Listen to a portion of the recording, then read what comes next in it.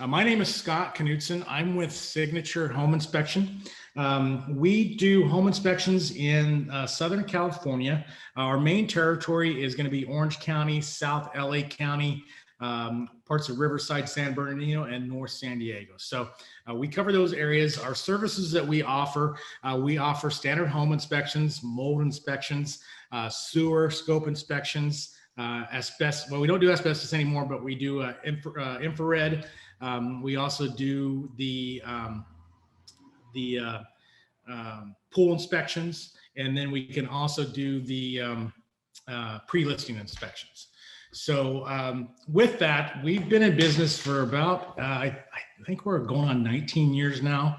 I would say about 5 years ago, we started getting a lot of demand for mold testing. And people want, we would see what we would see. We would see evidence of it. We don't actually call it mold on site. We call it microbial growth or organic growth, because without a test, we don't really know. We can't really label it mold unless it's confirmed by a lab test. So so we got to the point where they would say, oh, we got to call in a mold inspection. So what we ended up doing was we ended up getting ourselves trained, took a lot of certification classes, so we could actually do that on site. It was something that they wanted added at the inspection. So with that, I've been teaching this class, I would say, for a good 5 years now. I teach it for OCR, I teach it for PAC West. And then just recently, some other organizations, due to COVID and the lockdowns, have asked me to start teaching these classes that I teach as well. So I teach the mold and real estate. There's another one that's called managing the home inspection. There's another one that's on electrical. There's another one on, we've got a whole variety of them. So if you see my name come up on the upcoming classes, I think we teach about 8, maybe 6 to 8 classes for OCR, as well as some other associations around. So with that in mind, let's get started. If you guys have any questions, you can go into the question and answer. I'll try to answer those at the end of the presentation. This presentation typically goes about an hour, sometimes a little bit over an hour. So we'll do our best to keep you on time and get you out of here within the hour. So with that, let's get started. So the class is mold and real estate. So what we're going to talk about today is the introduction to mold. So we're going to go over the health effects of mold, what causes mold to grow, testing procedures, interpreting results, remediation steps, and then the realtor's role. So as I'm going through this presentation, I will kind of give you some firsthand experience that I might talk about firsthand experiences that we see when we're out testing for mold, or we see mold when we're doing home inspections and so forth.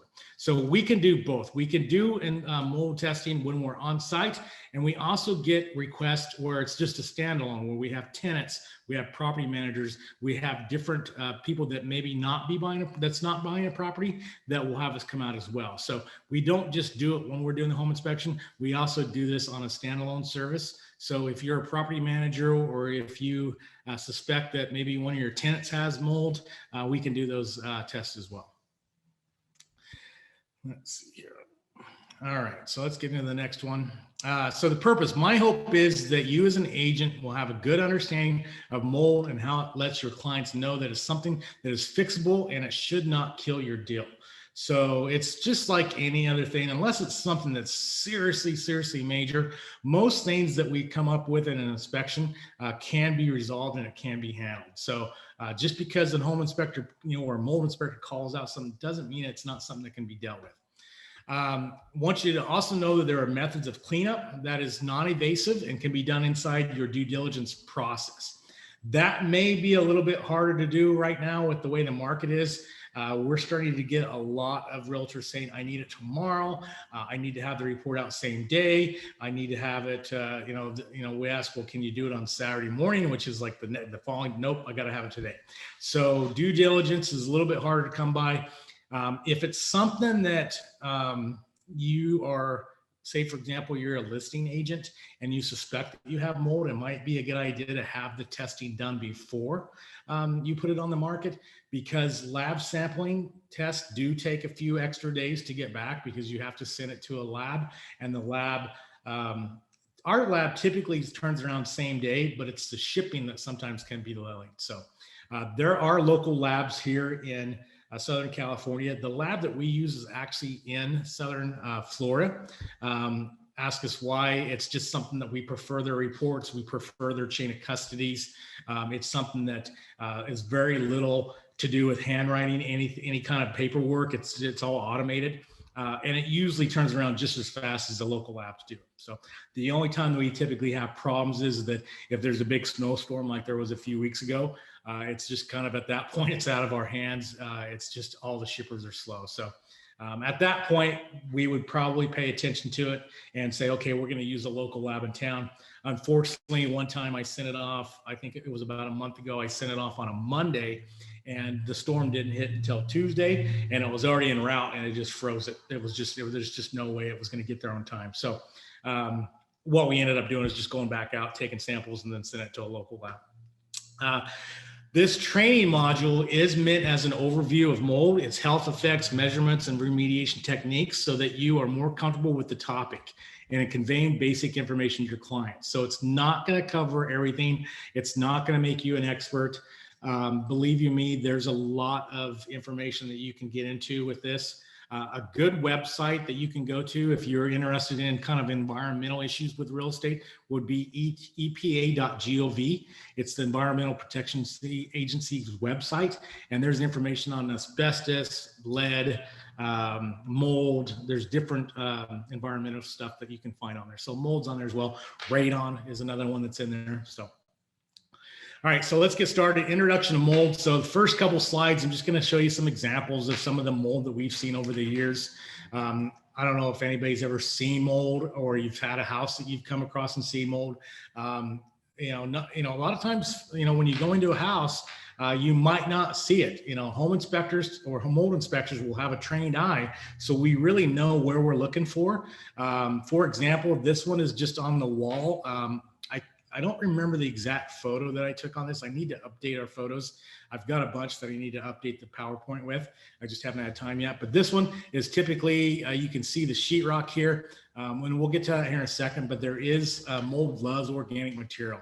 So this was coming either from a leak or it came from the outside of the house. This one, again, this is on the back side of a wall. This is an unfinished room, possibly a garage or a basement, to where you can see that you've got the little spotty blackness, and you can see the bigger spots here, and then you can see the smaller ones as well. So not only do you have it here, but you have it in these little spots as well, and even on this pipe here. So it comes in different colors. It's not just black, it's different colors. This one here is down in a crawl space where you can see the ductwork that's coming up through here. This is actually asbestos wrapping. So this is kind of a double whammy here. So you've got, with the HVAC duct, sometimes you have some moisture buildup where you've got an obstructed filter that is backing up, where you've got an obstruction in the line, or you've got a leak somewhere in your furnace or your AC, and moisture gets built into this and it starts to grow. Or if the crawl space, if it's not ventilated properly and there's not enough airflow, it doesn't take much for the moisture to build up, especially if you're down close to the ocean, for it to build up, and all it takes is the mold to land on this and it starts to grow. So with this one, you'd probably have a double whammy as far as cleanup. You'd have to have asbestos removal and mold on that one. This one here, again, this is just the backside of a sheetrock. This is a little bit of sheetrock and insulation. This one is baseboards. So it doesn't take much for mold to grow on baseboards, especially if the house isn't really clean. So say, for example, you have a lot of dust and it doesn't get cleaned, and it's in an area where you've got high humidity in the room, then you can get mold spores that will land on the surface and start to grow on either the paint, the paper, or the actual dust. It's like a soil. And then over here is going to be something that we found behind a cabinet, or it's like a dresser. And you have that there. So this is, I think this was either due to ventilation or there possibly was a leak on the backside. So what is mold and mildew? Both are fungi. Mold grows on almost any organic materials, so it can grow on leaves, fabrics, paper, wood, paint, food, dust, like we were talking about earlier. Mildew actually grows on living plants. So a lot of times we will go to a house or a multi-unit family, and especially the bathrooms just have a window and they don't open the window when they're taking a shower. A lot of times you'll see it on the ceiling, and I'll have a picture here later, but people will say, oh, that's just mildew. Well, it could be, but it's most likely it's going to be mold that starts there on the thing. So people think they have a different, they don't understand the difference. It's really, they're both fungi. So it's still something that you'd want to get resolved.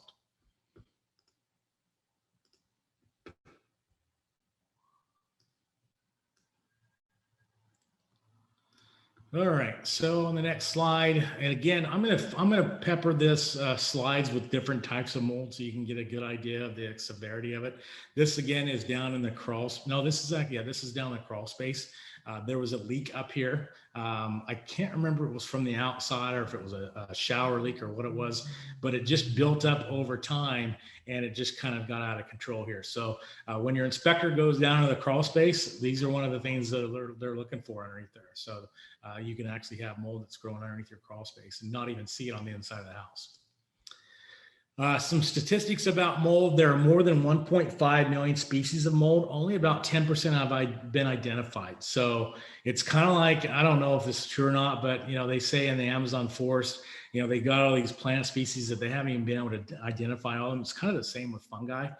Only 10% have been identified. So some common mold types are below here. You've got penicillium, you've got cladosporium, you've got stachybotrys, aspergillus. So those are some of the most common ones, as well as the other ones that are listed that you will typically see in a house that has health effects. This is another picture. This is actually a hoarder house. I don't know if anybody's ever been in a hoarder house. It's probably my second least favorite house to go into besides a house that has a lot of cat urine. I used to love cats, but doing with the job that I do and being in the homes that I've been in, oh man, it's very difficult to me to go into some cats if they don't keep them clean. But this one was actually a hoarder house where you can see that even though, this plastic is not organic material, it's actually growing on the grease from from being cooked on, as well as the dust that has settled over time. So you can see it over here on this wall over here. You can see it on the range here, and then over here on the countertop. So this would be something to where when the remediation company gets in here, they would probably weigh the cost of actually cleaning this versus just tossing it. I would probably recommend just tossing it because it would be a lot more to clean it than it would be just to replace it. Characteristics of mold. So mold is a living organism. It's a plant. So it grows. It's not a particular color. It comes in many colors. You can have many colors, species at the same time and place. Mold can be useful, but it can also be harmful. So useful or harmful. So basically, can you give me some examples of useful mold? So here's some molds that are useful. So you've got here in cheese, the making of cheese, beer, and in wine, alcoholic. So can you give me some examples of molds that are routinely affecting people? Just look at the weather. So it's, a lot of times people will ask me, so when we go out to a property and say, for example, the tenant or the homeowner or the home buyer says, I don't see any signs of mold, but I feel like I can smell something, or I just want to know for my own, my own peace of mind. Or the seller had told me that they had like a slab leak but they never did a post-clearance a mold inspection. So I want to know before I buy the property. And so when we're out there taking air samples, we always will take an outside sample because that's the control sample. And we always will take at least one on the inside. So when I say look at the weather, it's because it's kind of like allergies. I always get allergies this time of year, not really bad, but I always start feeling it in my ears in the mornings when I wake up. And once I start to feel it, I'm like, oh, it's that time of season. I'm going to start taking my allergy medication. And it's usually for about 2 months. Well, mold spores are kind of the same as pollen. That causes allergies. There's different levels during different days. So say, for example, if it was raining today, you really wouldn't have much pollen or mold spores in the air versus on some days, the mold spores are going to be a lot higher. So it's just, weather can impact the count of the spores. So health effects, mold can be divided into 3 groups based on their health effects. So you've got allergenic, which is wheezing, runny nose, sore throat, initiates asthma. Keep in mind that mold will affect people, each person differently. Not one, I mean, it could be different types of mold that are going to impact different people. So for example, there's been times where I've been in a property and I've been taking samples and I know I can see the visible signs of mold and I don't even have to have my respirator on. There's been other times where I've been in the kitchen and I can see just a little bit of the mold. I can see where the issue is coming from. And there's been times where I can't even finish taking the samples. I have to go out and get my respirator, put it on, and then move all my equipment outside and then do my notes on the outside and then kind of run in really quick to get my information and then come back out.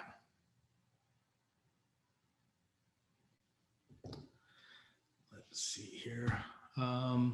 I'm going to actually turn my phone off because people keep bugging me. Okay. So, for that time that I was in that class or in that house, I started to feel, I was getting a runny nose, I was getting wheezy. I didn't really have sore throat yet, but it was definitely impacting me. So I don't know what type of mold it was. I wish I'd remembered when I got the lab report back what it was, so I could kind of have an idea. But that day it was really, I specifically remembered. And I think the house had been closed off for a couple months before they put it for sale. And so it was kind of, it wasn't ventilated very well. So that could have been another issue with it. Pathogenic, you've got decreased immune system. You've got increased infections. You can get pneumonia or you can get decreased lung capacity.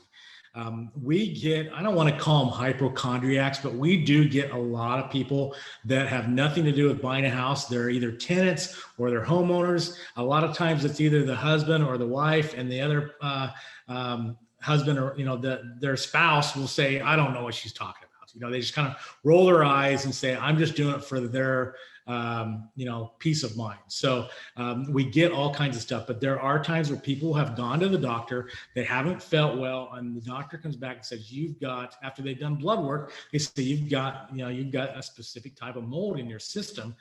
It must be coming from either your house, your work, or your car, but they typically automatically think it's coming from their house. So as a story, there was one time where we went in and tested this house. The husband, comes to the door. He's kind of rolling his eyes. He's like, yeah, she thinks there's mold in here. And we just want to have it tested. So tested it. Lab results came back. There was no issues. And the wife called me and she was like, I just don't believe it. There's got to be mold in this house. Something's causing my problems. My doctor said this. And my first response was that, well, have you checked your car? Have you checked your work? You could be getting it from you might have it in your car. It might come, it might be coming from your work. And all of a sudden this light bulb just went off in her head. She's like, oh my gosh, maybe that's where it's coming from. So I don't know whatever happened after that, but she probably went back to the work or maybe had the car tested or what have you. But it definitely wasn't impacting her and her house because it was coming back. It was just normal. And then also toxigenic, so produces mycotoxins, fungal pneumonia, cancer, and it can also lead to death. So if you're a landlord, do not, or even a realtor, if your client is worried about mold, do not sweep it underneath the rug. It's just like anything else. I always tell realtors or buyers or landlords, if they have a concern with it, have the testing done. It's really not that expensive to have it done, but at least it covers all bases. If it comes back and it's positive, then you have a way to go back to the seller and say, hey, we got an issue here. If it comes back negative, then the home buyer is at peace of mind that they don't have any issues. So With this picture here on that back one, I'm going to go through these pictures here because I forgot. This is just a supply register. Again, moisture somewhere in the HVAC line that's causing this, and you can see here how it's around the vent cover or the register. And then on this one this is a common area that we see visible signs of mold will be underneath the microwave, or not the microwave, the water heater.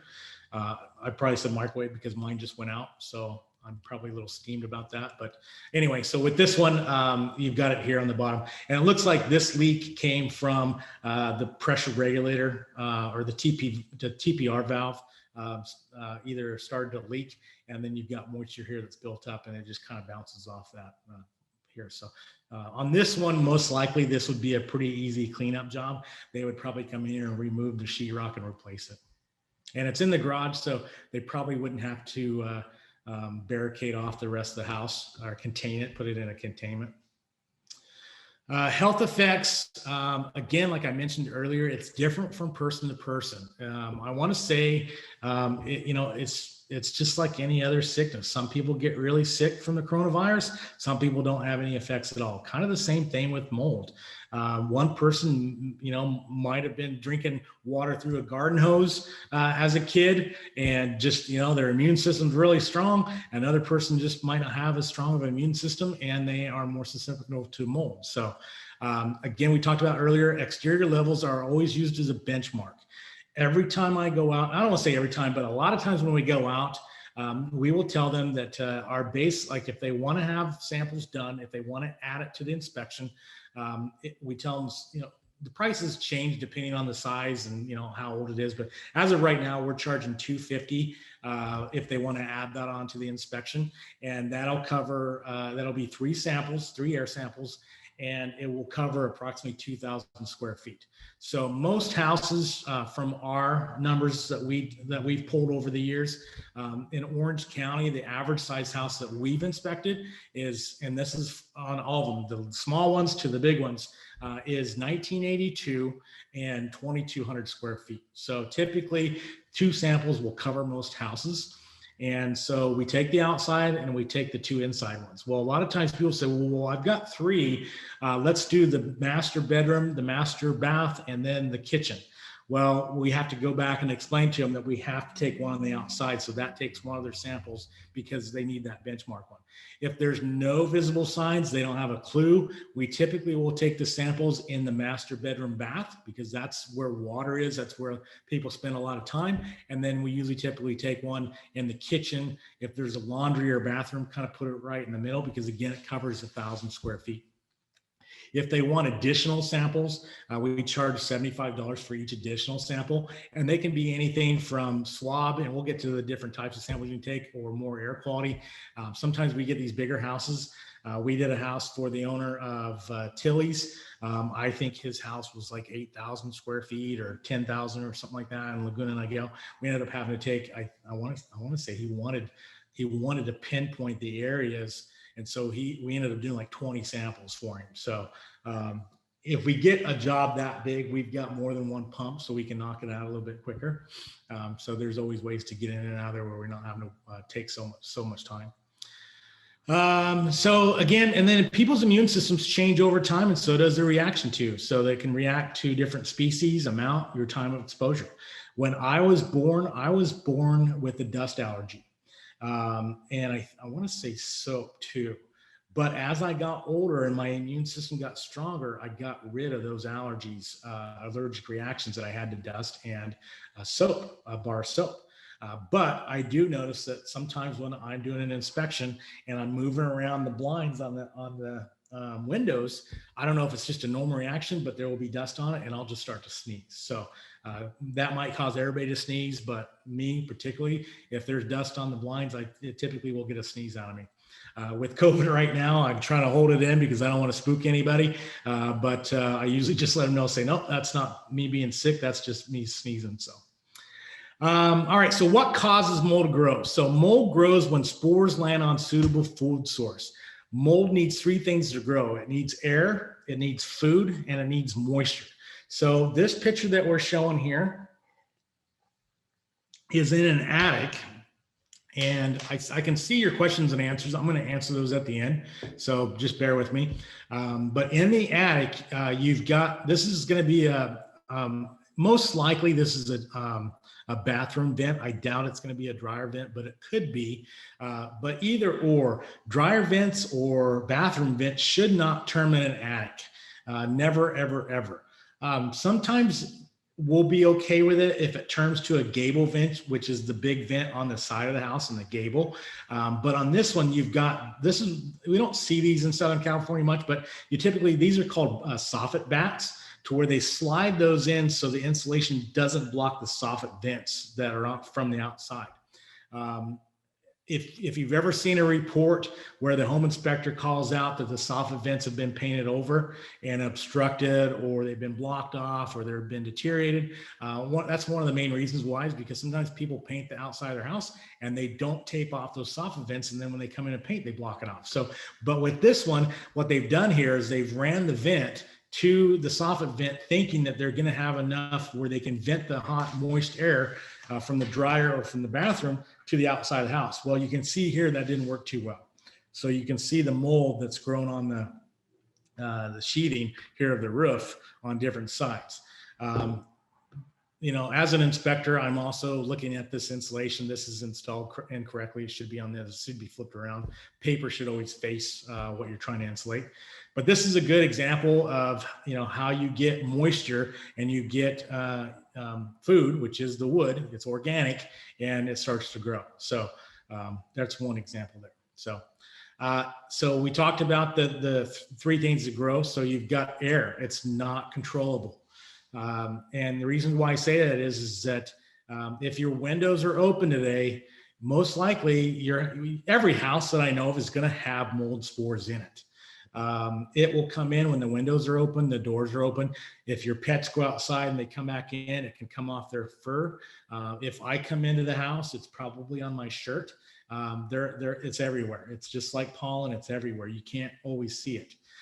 But the problem is that when you have a moisture issue and you don't have it fixed, it doesn't take much for the mold spore to land on that. If it's organic, then it starts to grow. Mold can grow as soon as within 24 hours.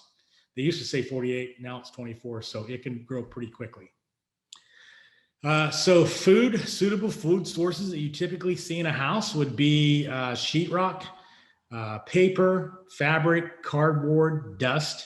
It doesn't take much. Now, when it comes to, we always get that question a lot. Can you go to Home Depot and buy those test kits? They're basically useless. And the reason why I say that is because they're typically a Petri dish, and they basically pour in the fluid, put it on a counter, and then I would say close to 100% of the time, they're going to come back positive. And the reason why is because all it takes is one spore in the air to land on that Petri dish, and you're going to have a positive result. So, you know, don't go that route. Don't recommend your client go that route. Make sure that the inspector that comes out is using a certified lab that is trained and certified to do that type of lab testing. As far as mold inspectors or mold testing, California, there is no licensing requirement. So if you're looking for a mold inspector, home inspectors are typically pretty good ones if they do offer that service, because they already know what they're looking for. They you know, their eyes are trained, they're detailed, and they can usually see visible signs of it. Does that mean they're going to catch everything? No. You know, this is not something that we're going to be doing during a normal home inspection. We're not going to be pulling back the wallpaper to see what the extent of it is. I mean, we might see little things here at the bottom that would kind of lead us to that, but we're not typically going to pull that area back. Moisture, 3 ways moisture creates conducive conditions for mold growth: condensation, water intrusion, and humidity. The key is moisture control is the key to preventing mold growth. If you have a mold issue, you have to fix the moisture problem first before you do any kind of remediation. If you don't, it's going to continue to come back.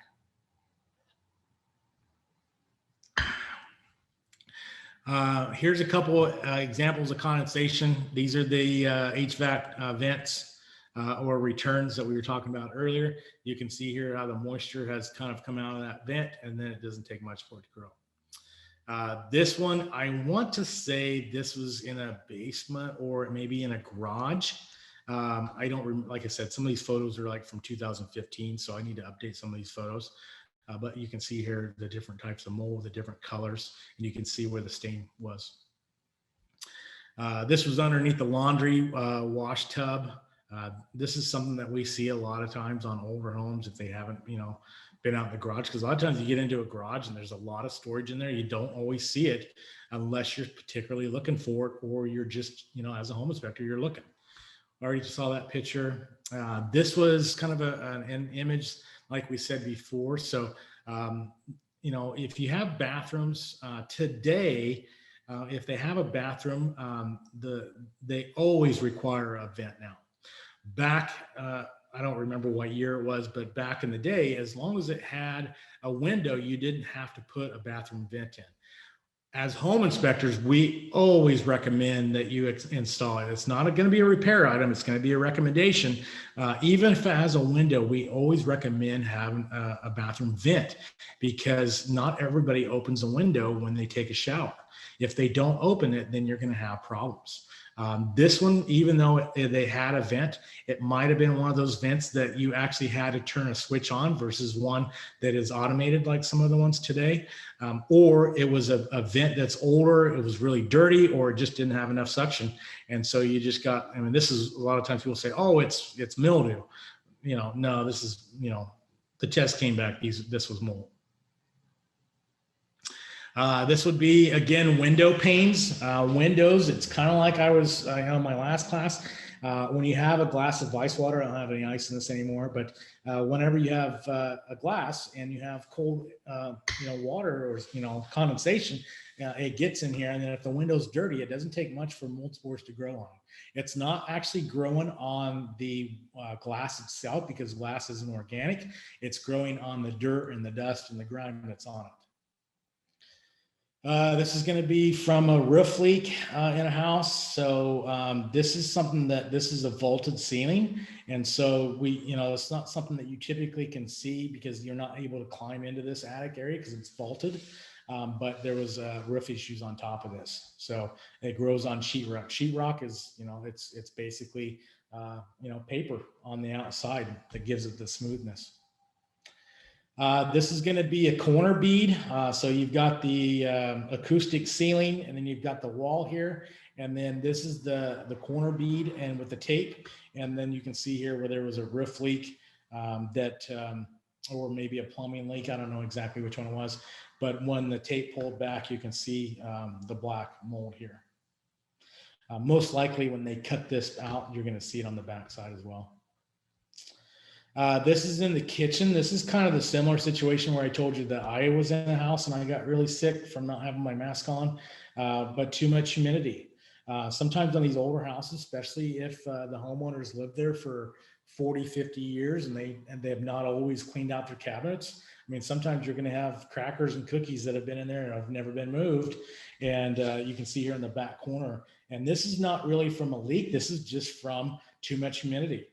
We see this quite a bit in Long Beach and Huntington Beach and Newport Beach. Most of the beach cities, if they don't have essential air and they're not ventilating their house properly, humidity levels in the house can be really high. So, and it doesn't take much. So, and then the other thing too is moisture, water intrusion from the exterior. Whenever we do a mold inspection, we're always start on the outside because we're going to be looking for drainage issues. We're going to be looking for downspouts and gutters. We're going to be looking for, making sure the windows are sealed, making sure the roof isn't leaking, no damage to the roof, making sure vegetation's, cut away. So if you ever get a home inspection report and you're like, oh, why is this home inspector pointing out the downspouts that turn next to the house? Or why is he, it all comes back to making sure that there's no moisture that can get into the house, because we've seen all aspects of the house. And if they might seem like a minor thing, but if you have a bunch of bushes that are right up against the house and you're getting heavy rain for a couple months, it doesn't dry out, and it just creates, a wetness in the area. So. Some more prospects, condensation on the windows with mold. Why? I think we talked about this earlier, where you have You know, you've got the dirty windows that people aren't keeping clean. You've got the grime, and then, you know, it doesn't take much for the mold spore to land on it, and then you got condensation from the window. This is underneath a rug. So maybe this is kind of a party house and somebody spilt a bunch of beer or something. I don't, you know, I'm just kind of guessing on this one, but when they pulled back the carpet, you can see all this mold underneath the carpet. And then from roof leaks, you know, a lot of times when we see roofs that are starting to break down, you know, basically this one, you could poke your finger through it. And what happens is that you have a leak and then you start to have mold. So I know that when homeowners, this is not something that you want to be, I mean, this is something that you want to address before you put your house on sale. But a lot of times if it's an as is, if it's an estate sale, they're just like, I just don't have the money to put into it. It's as is, this is what we know. This is going to be the crawl space foundation water entry. So here you've got light mold growth on the under side of the subfloor and joists. So a lot of times, you know, unless your inspector is going down underneath there, you're not going to see this stuff in the house. An air sample test possibly may pick this up inside if you ran it inside, if it's permeating into the house.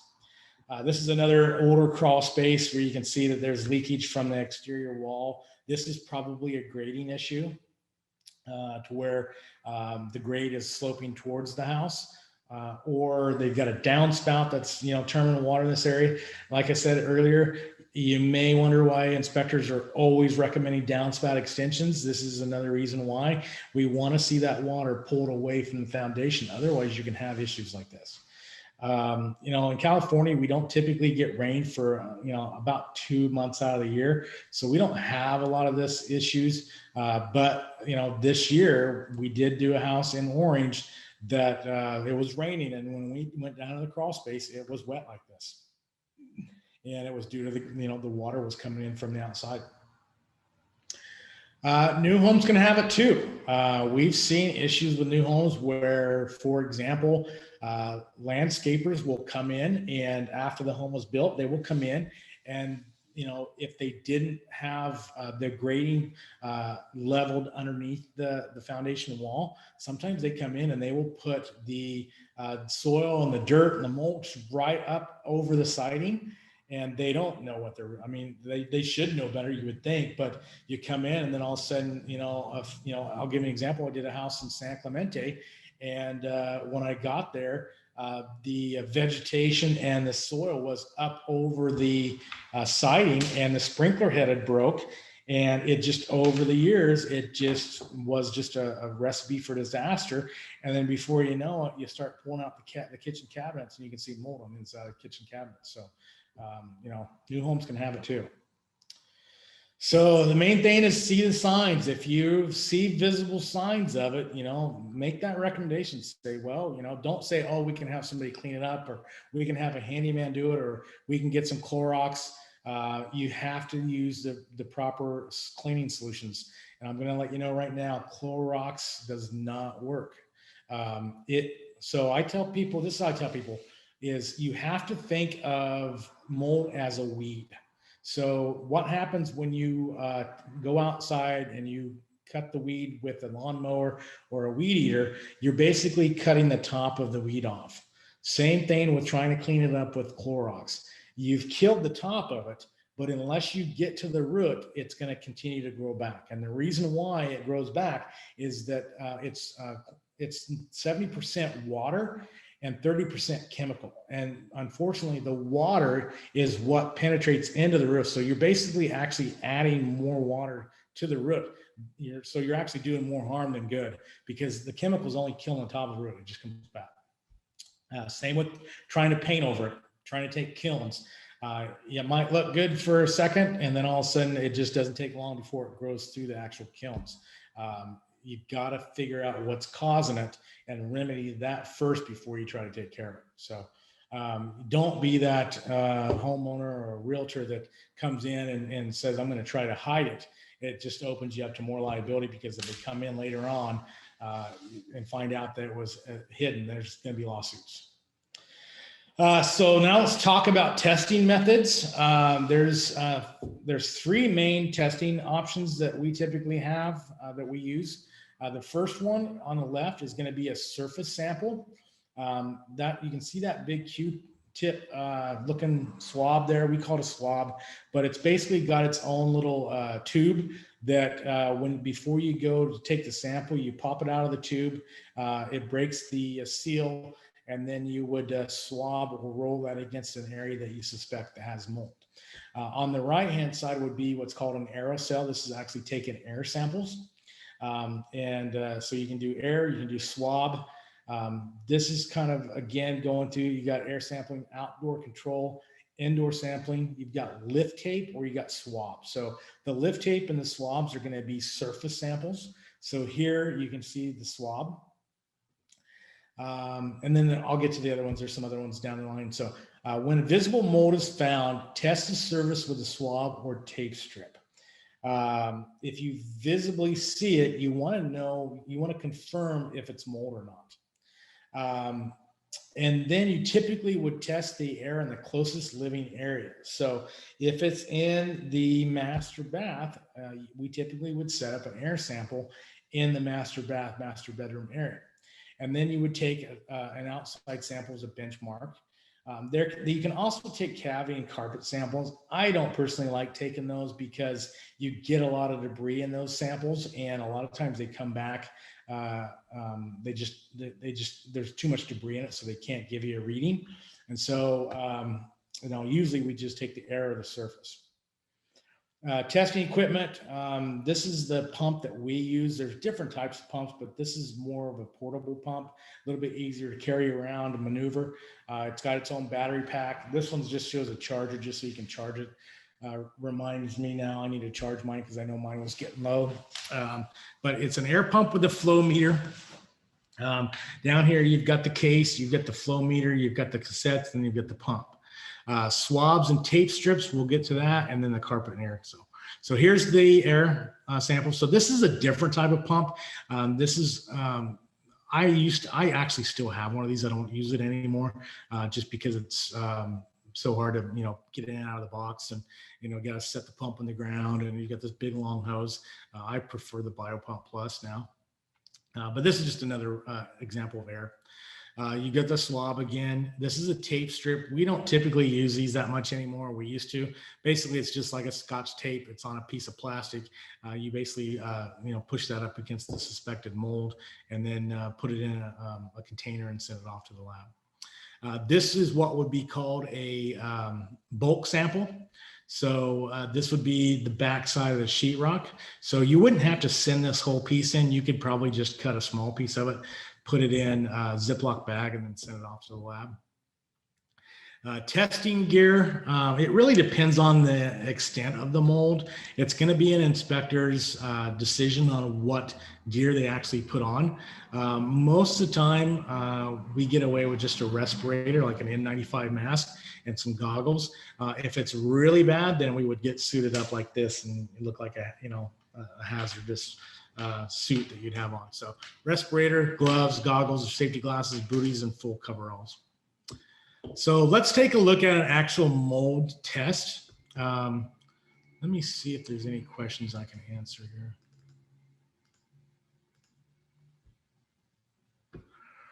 Somebody says, what test is most accurate? I don't think that there's one test that's more accurate than the other. Typically, if we see visible signs of mold, we don't typically recommend taking a surface sample, because the surface sample is just basically going to tell you what kind it is. So most of the samples that we take would be air quality, unless the buyer wants a positive hit, so they can do negotiations. But typically we'll take air quality, because air quality is going to tell you what's the level of the spores in the house that can cause a health issue. So, if you're concerned about it, my recommendation is that if there's areas that you're concerned about, we take air samples, because that's what's going to make you sick. That's what you're breathing in. And so most of the time we use the air samples. Well, I don't know why I can't pull Question and answer is up. Let's see here. Okay, I'll get back to those questions. I can't access them right now. So clicking on it, but I can't get to them. So. All right, so this is an example of a sample report. This is going to be coming from the lab. There's actually probably about 10 pages. A lot of the stuff is going to be details on where the samples were taken, give you some information about the different types of mold and so forth. But on this one, the reason why I like this lab is because if there's a problem in a certain area, it's going to come up in red. So on this one, we did up in the top here, you've got analysis method, you've got the lab sample, you've got the sample identification, sample location, etc. So the analysis method is going to be, did we take a surface or did we take an air or did we take a bulk? Lab sample number is going to be the chain of custody number that they assign to that sample. Sample identification is going to typically be the serial number on the cassette or the medium that we're using, or the media that we're using. And then the sample location is where we took the sample. So on this house, we took an outside control, we took a master bedroom, we took an air in the TV room, and then we took a sample surface on the TV room closet wall. And then on this one here is, see this one, I don't know why my sample report. So this would be an air analysis. This would be air, this would be surface. So I've got to get in there and fix that because I just took a sample off of the lab results website and it kicked me back this one. So I'll actually get a separate one and put in this report. But on this one, surface, this is actually a control sample. This is actually surface. So yeah, outside should be one of those two. So anyway, so back to it. So then it tells you that the type of air, if it's an aerosol, it'll give you the 150 over the 150 liters. So basically we run the air sample for 10 minutes and at the calibration of 15. So 10 minutes at 15, that's what this number here is. You don't really need to look at these details. You want to know what these numbers are down here. Analysis date, and then the determination. So on the determination, they came back as the air sample for the master bedroom came back normal. The TV room, based on the numbers that they calculate, based on the samples, there was a problem in the TV room. And then the surface, we could see visible signs. You have the growth here. So based off of the issue that we could see in the house, the air samples are high and it would be a problem. Typically when you see it in red, it's not a good idea to be in that section of the house until it's remediated. So you don't ever want to see red. If you see red, then there's an issue. And at that point, we'll get to that here in a second, then you've got to get somebody to come out and remediate. So these on the left here are the different types of fungal that was identified. And like I said, you're always going to see some of it. So just because it's here in the black, you can see the numbers. It doesn't mean it's a problem. What they do is they do a calculation. Don't ask me how they do it. I think it's a computer that does it. But basically, they weigh the numbers on the outside sample versus the inside, and then they come up with a count. So if you guys have any more questions about this, I'm usually pretty good about explaining it while we're on site. So if you come back and you've got a test that's high, now what? So at that point, then you need to go into remediation options. So there's different types of remediation options. My recommendation is if you are a realtor and you've been doing this for a long time, you need to have a Rolodex of contractors that you will use on a regular basis. It's going to speed up your time when you come across an issue. Say, for example, you get an inspection report back and there's a roofing issue. You should have a couple roofing contacts already that you can call right away. I can't tell you how many times that there's been an issue that comes up and the people start, oh, I don't know a roofer. And then, before you know it, it's like, they're spending all day long trying to get a hold of a roofer. So start building your, I don't want to say Rolodex, but your contact list of remediators, plumbers, handymen, roofers, arborists. You want to have anything that you could have somebody come out right away and not be searching for their information and trying to get good, contractors. So remediation options, we can see here, well, what they've done here is that the mold issue, they've had to cut back the sheetrock. Typically, if it's just a normal moisture problem, they're going to cut it up 2 feet. But if it's pretty extensive, then they usually will go a lot higher. Sheetrock is really not that expensive to have to tear out and replace. But you can see here how he's having to clean up, wipe down the mold spores once they've taken it off. They also have non-invasive methods that are out there now, where they've got companies like Green Home Solutions. It's 100% natural and organic, no chemicals involved, no destruction of property, post-testing to verify results. Different companies have different methods of using it. My recommendation is that if you're looking for a mold remediation company, find one that is reputable, that has good reviews, and that's responsive. We used to recommend Green Home Solutions, but we were running into a problem where they were not answering their phones. They were not returning customers' calls. At that point, we just stopped referring companies. We'll give you, when we send out the results, we'll give you a list of 2 or 3 that we've tried to do our best to vet, but it's always recommended that you get, if there's remediation that needs to be done, get three bids. Disaster cleanup companies, where they come in and they tear everything out. They'll treat it with chemicals, install the new sheetrock, repaint. However, this can be very time consuming. Sometimes they will do a post test to verify. So what they will do is, if it's, say, for example, the last house that we did an inspection on there was issues that were coming from the sprinklers on the outside that were hitting up against the wall, and they weren't it just over time, it just was seeping into the wall. And when I went into the apartment, the whole right side, from the living room, kitchen to the bedroom closet, there was mold all along the base of the floor, or base of the wall.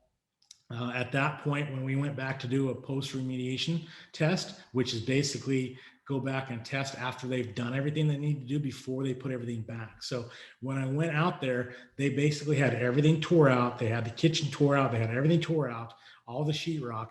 And then before they've got it in a containment bubble. It's like a containment plastic, because they don't want to contaminate the rest of the house.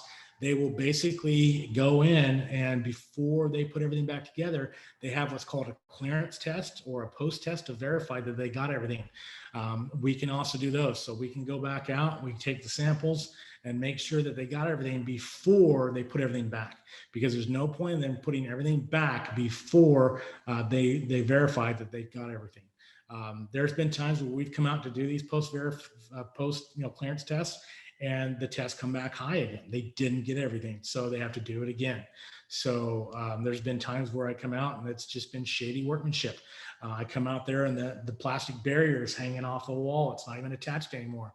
And I just shake my head. I'm like, with this kind of stuff, don't go cheap. Get somebody that knows what they're doing. Otherwise, the time involved to make sure it's done right, you're basically paying more just to get it done right when you could have done it right the first time. What is the Realtors Role? So basically, like I said earlier, having the resources, the networking. Make sure that you know a company that can test for mold. Hire a home inspector that can do the testing while they're on site. There's still a lot of realtors that we work with that for some reason don't know that we do mold testing, and they automatically think, oh, I got to have somebody come out. I'm like, no, we can do it right now. We have the equipment. So if you want it done, we can take it right now. Usually it saves a little bit of money because we give a discount when we're already on site. If we have to come back, it's usually more because it's a separate trip out to the property. Inform the homeowner. It's kind of like when we're doing home inspections and we smell gas leak. The first person that we contact is the homeowner, the listing agent, say, hey, I smell gas. You need to get the gas company out here. Same with mold. You want to let the homeowner and the seller know, or the listing agent know, that there's mold. Plan the timeline. If there is an issue and, for example, like I said earlier, there's a lot of tight, people are, tight on their contingencies right now. This is not something you want to deal with afterwards, because it can be thousands and thousands of dollars that has to be done. And once the mold has been found, they now have to disclose that. That's my understanding. Again, I'm not a realtor, but I've been doing this for 19 years. You can't just have a test done, and if they know about it, they can't just say, oh, we don't know anything about it. If it was tested positive and there's an issue, they need to remedy it.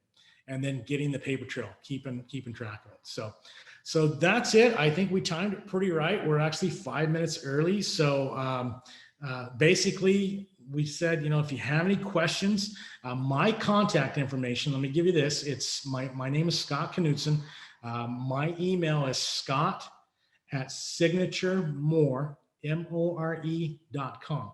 If you have any questions, you can feel free to email me. Our website is signaturemore.com. We also have some trusted professionals. There's a trusted professionals page on there. We add to it as we work with different contractors that we, approve, I want to say, and we'll put them on there. So like, for example, I did an interview with Randy at Lock Tech. I know his work is good, so we put them on there. If we deal with somebody that's a plumber, we'll put them on there. So you can actually use our website to find that information. And then there's a lot of information about our mold testing and pricing and home inspection pricing and so forth on there. You can actually order inspections online. That's the most accurate because it's tied to our schedule. We have 4 home inspectors, so myself and 3 others. I'm not in the field as much as I used to be because I've got to do the day-to-day stuff and working on growing the business. But I trained all the other inspectors, and we've got a report software that is basically anytime you hire one or the other, you're going to get pretty much the reports are always going to look the same. The demeanors of the inspectors are the same. I make sure that I hire people that know how to explain the findings in a non-alarmist manner.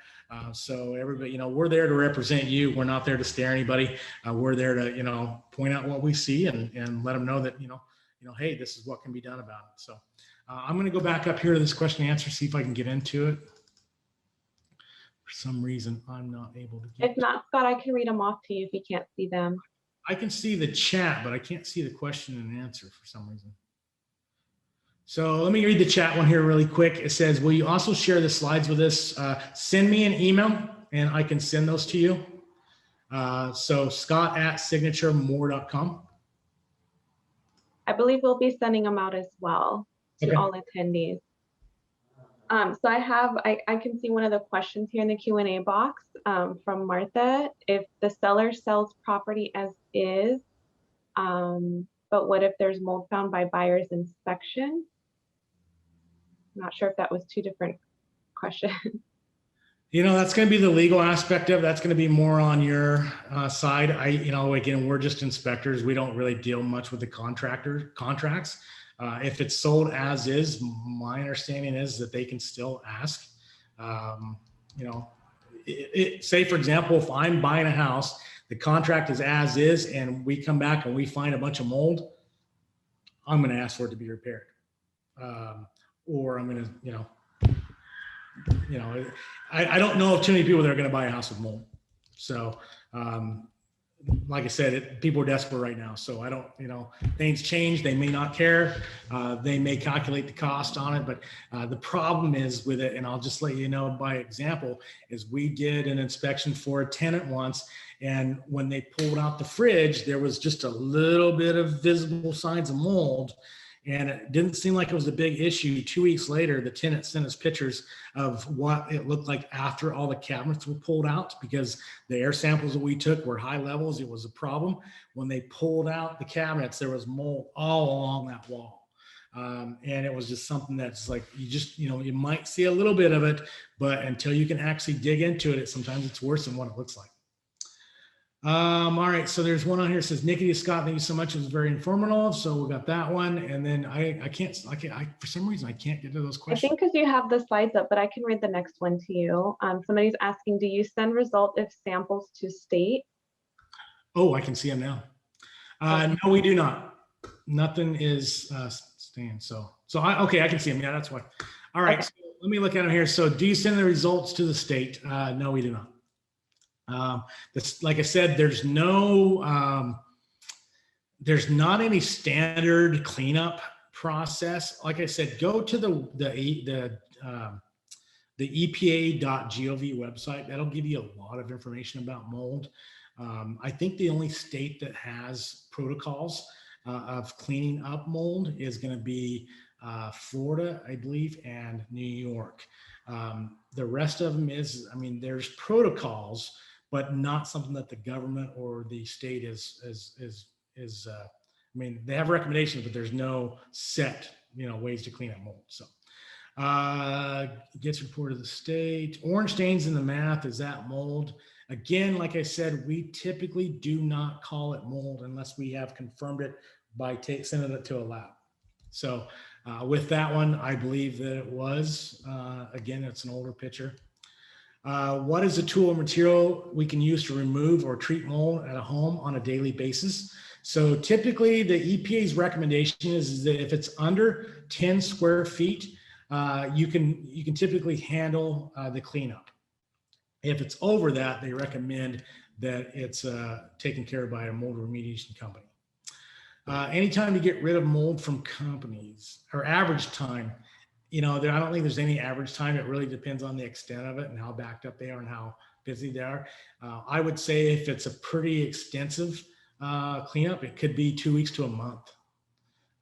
So it's not, I mean, it's something to where, like I said, on that house that last one, I mean, I think they ended up having to move the tenants out and put them in a hotel for at least a month, because they basically had to put a brand new kitchen in. So, moisture, you guys have seen it, especially in South Orange County where you have slab leaks. They start having slab leaks, and all of a sudden you got to rip out flooring. I have a friend in Vegas that just had her water heater from the garage leak, and she had to rip out all the flooring in her living room adjacent to it. And I think she was probably without a floor for about a month. So again, it's not something you want to have an issue with. City has mold requirements. Should you use a dehumidifier in the house? Again, if you have high levels, like for example, my parents live in Missouri, it's really high humidity back there. They do have humidifiers. Your humidity should be inside your house below 40%. So if you can keep it underneath 40% and keep proper ventilation, you should be okay. Again, a lot of stuff gets pushed in the closets. Don't put the furniture too close to the walls. You want to have ventilation. You want to keep your humidity levels down. City has mold requirements. Like I said, there's no government mold requirements. It's just kind of what you see. Do you know if mold remediation companies who also do testing have a state license? There is no state licensing in California. My recommendation is don't be like the termite company where you can use them to test and remediate. You typically want to use a separate person to test and a separate person for remediation. So, how we test humidity in the home. Well, some of the thermostats now, those smart ones will have it. But there are some hydrometers that you can use. I don't have access to that one, but if you go on to Amazon and type in humidity readers or hydrometers, you can find a bunch of them. I think the last one I bought was like $25. But there's different costs. So. Let's see, I think that's it. Like I said, if you have any other questions, feel free to email me. Like I said, if you need to order inspections, go to our website, or you can call us at our phone number is 888-860-2688. All right, well, I'm going to end the class today. Thanks everybody for coming. Look for our next class. I'm not sure which one it is next month, but we have a class, I think, every month this year. So, all right, thanks everybody. Stay safe out there, and crazy times. Hopefully you don't have any mold issues before your contract goes through. Thanks. Bye.